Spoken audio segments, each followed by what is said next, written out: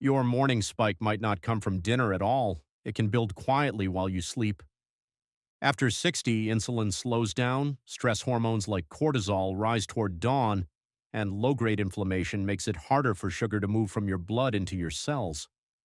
That mix often creates the overnight climb many seniors see the moment they check their meter. The good news, you don't need pills or complicated routines to push back.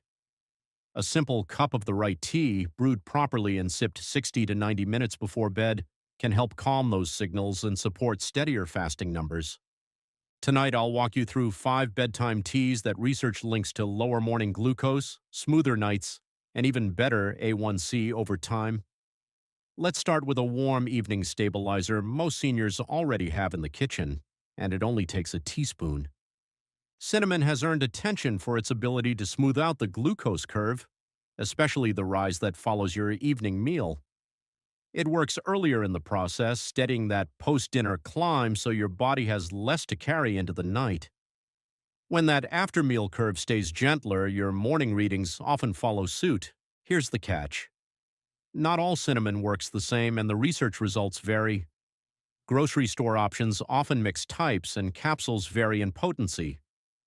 Meta-analyses show significant reductions in HbA1c and postprandial glucose, while fasting glucose results were not consistently significant across studies. In other words, cinnamon seems most reliable for blunting the after-meal rise, with fasting numbers more variable. That means the kind you choose and the way you use it matter, and your own tracking will tell you if it's helping. A simple nightly ritual can help.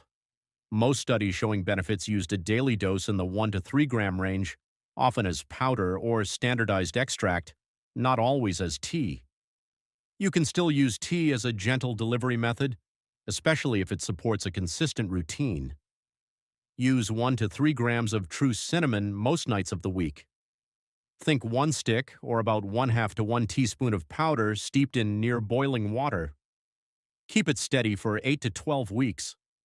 Some trials reported improvements building over time, especially in people with higher starting A1C or more pronounced post-meal spikes, but results can vary person to person. Research reviews point to reductions in HbA1c and postprandial glucose, with fasting outcomes ranging from modest to mixed. In practice, that suggests 1 steady cup matters more than a strong brew once in a while.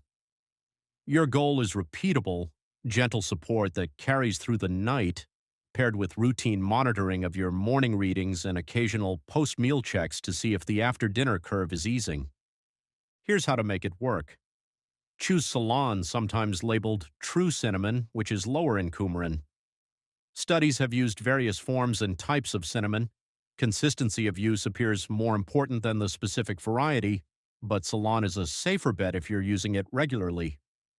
Add 1 stick or 1/2 to 1 teaspoon of powder to a mug. Pour near boiling water over it and steep for about 10 minutes. If you use powder, stir well, then strain through a fine mesh or coffee filter so the last sips aren't gritty. Skip honey and sugar. If you want creaminess, add a splash of unsweetened almond milk. The flavor stays warm and mellow without a glucose bump. Drink it 60 to 90 minutes before bed. If you tend to dip overnight or feel uneasy with an empty stomach, pair the tea with a small protein and fat snack, like 10 to 12 almonds or a spoon of unsweetened yogurt. Avoid crackers or fruit at this time. The goal is calm, not a new spike. A few cautions. If you use blood thinners or liver medications, Ceylon is the safer choice due to lower coumarin. If you take sulfonylureas or insulin, keep an eye on your readings as improved after-meal control may nudge numbers lower. Track your values for 2 to 3 weeks. Many people notice steadier readings when they keep the cup sugar-free and consistent. Now that you've targeted post-meal swings, let's look at a spicy cup that may nudge insulin sensitivity itself, useful for those morning numbers. Ginger works quietly on the pathways that help insulin do its job, and that's valuable while you sleep. Over 8 to 12 weeks, studies report improvements in insulin sensitivity markers like HOMA-IR and Quickie, alongside reductions in fasting glucose and HbA1c in several trials. Results vary, though, and individual response differs, Some people see stronger shifts than others. There's a catch worth knowing. Outcomes depend on dose and your starting point. Some trials show clear drops in fasting glucose and HbA1c. Others report smaller or non-significant changes. If your numbers run higher, ginger may do more. If you already have tight control, expect gentler changes. Consistency is the lever, night after night, not just a weekend trial. Here's an easy nightly method that aligns with studied amounts. The research most often used 1.6 to 3 grams per day of ginger powder. If you prefer fresh ginger, use about 10 to 15 grams, roughly 1 to 2 tablespoons finely grated, to approximate 1 to 2 grams of dried potency. Simmer the grated fresh ginger in a small pot with a cup of water for 10 minutes, then let it sit for another 2 minutes before straining. If you use dried spice, place 1/2 to 1 teaspoon of ground ginger, about 1 to 2 grams, in a tea infuser or a coffee filter. Steep 6 to 8 minutes in hot water, then strain well to avoid grit. You'll get a warm, stomach-soothing tea that is smooth rather than sharp. Research gives a useful range. Randomized controlled trials using around 1.6 to 3 grams per day report reductions in fasting, glucose, and HbA1c, with improvements in insulin and HOMAIR suggesting better sensitivity. Several also note reductions in triglycerides and total cholesterol, and lower inflammatory markers like CRP, which supports broader cardiometabolic health many seniors value. That doesn't mean more is better. Staying inside that range and giving it time is the smarter bet. Skip sweeteners, no sugar, honey, or syrups. For flavor, drop in a cinnamon stick during the simmer, or finish with a squeeze of lemon. If the tea feels strong, dilute with a little hot water until it's comfortable. Avoid bottled ginger drinks or syrups, which often carry added sugars that can undo your work. Drink your ginger tea about 60 minutes before bed. If you deal with reflux, sip it warm, not hot, and keep the volume to a small mug. You can pair it with a tiny protein and fat bite, like a spoon of plain Greek yogurt or a few walnuts, if late-night hunger bothers you. A few safety notes: ginger can modestly lower blood pressure and may interact with blood thinners. Check with your clinician if you take warfarin, a DOAC, diuretics, or multiple medications. Track your morning reading for 4 to 6 weeks. Many people notice steadier numbers when they keep this routine steady. Next, we'll use a lightly caffeinated option that offers a gentle metabolic nudge while still fitting a bedtime routine when brewed right. A lightly caffeinated tea that, in very limited research, lowered glucose, yet can still work in a bedtime routine when brewed right. That's the appeal with Oolong. It brings a modest lift without pushing you into a wired state, as long as you prepare it with care and keep the serving small. Here's the setup. A single small crossover study in adults reported a drop in plasma glucose after Oolong, suggesting a possible assist alongside your usual plan. The likely drivers are its polyphenols, which may support insulin signaling and help your body use fat more efficiently. When oxidative stress eases, glucose handling can improve, and that may show up in steadier readings for some people. But there's a tension to navigate. Caffeine can nudge the nervous system and disturb sleep in some people, especially after age 60. The trick is choosing lower caffeine leaves and brewing in a way that extracts flavor and polyphenols while holding caffeine down. That keeps potential benefits while protecting your sleep window. Try this simple example. Measure 1 teaspoon of loose-leaf oolong, rinse the leaves briefly with hot water to wake up the aromatics, then discard that rinse. Now steep the same leaves for 2 to 3 minutes in water at 185 to 190 degrees Fahrenheit. This shorter, cooler brew can limit caffeine extraction but still pull useful polyphenols. Strain into a small cup and let it cool slightly so you can sip at an easy pace. What does the research suggest? Those small clinical signals point to reductions in plasma glucose in the short term, but we lack consistent data on HbA1c, insulin sensitivity, or sleep-friendly outcomes over weeks to months. Oolong's polyphenols, including catechins, are thought to help the insulin signal travel more clearly, while also nudging fat metabolism in a favorable direction. That combination could support overnight balance for some, though the evidence base is thin. Make it practical. Brew earlier in the evening, then let it cool to warm. Keep the pour to 4 to 6 ounces. If you're very sensitive to caffeine, choose a decaf oolong process to preserve polyphenols. Avoid sweeteners, no sugar, honey, or syrups. If you want a rounder flavor, add a cinnamon stick during the brew or a few drops of vanilla extract, both sugar-free. Use timing to protect sleep. Aim for about 90 minutes before bed. If you tend to dip overnight, pair the tea with a non-carb snack like a few almonds or a small spoon of plain Greek yogurt to keep things steady without a glucose rise. A few cautions.